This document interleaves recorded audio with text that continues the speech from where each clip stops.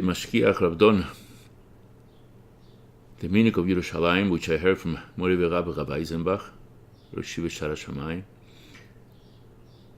they eat flesh of malka on the 9 days. Even though 9 days usually is also bebasar, besides Shabbos, but the whole of malka is part of Shabbos. Therefore, if they have leftovers of Shabbos meat, cholent, whatever it should be, they eat it at Melav Malka too, like part of Shabbos. And they started to speak the union of Sheraim. Rabdon himself was eating breakfast.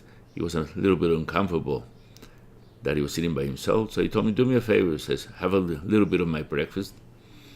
Like this, I feel that I'm not by myself. So he put a little in a plate and he told him, oh, here, have my Sheraim. So he started to speak the union of Sheraim.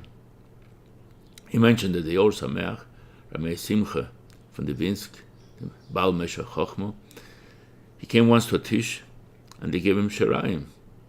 And he didn't know what he's talking about, what Sheraim was all about. So he told him that's from the Rebbe, Sheraim from the Rebbe. So he told him, says, if anything, you should call it noiser, leftovers. What do you call that? Sheraim. So he saw the face of the Rebbe. He didn't want to mention whose Rebbe it was.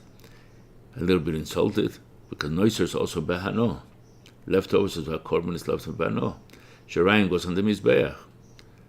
So right away, Meir Simcha switched the idea of the Sheraim and said the following. Noiser is leftover and becomes also behano. But noiser means you did most of it, and then you left. Noiser. Sheraim is for the mizbeach. Most of it was eaten. Only Sheraim goes for the mizbeach. He said, but the Rebbe is kula koli. Rebbe only eats a little bit, and left over everything else for the tzaddikim. Sheraim is somebody eats all of it and he left only a little bit. He said, but the Rebbe is kedusha. The Rebbe only touches a little bit of the food. This way, he tried to compensate the idea that he didn't mean chas v'sholom to be malif, to embarrass anybody. He is meant to say the Rebbe really only touches a little bit, so it's more proper to call it noiser in the good way, in the right notation, instead of saying the Rebbe made noiser something which is also bano. Anyway, the Sheraim, the idea of kedusha, exists all over the world. The union of tzaddikim, the union Sheraim.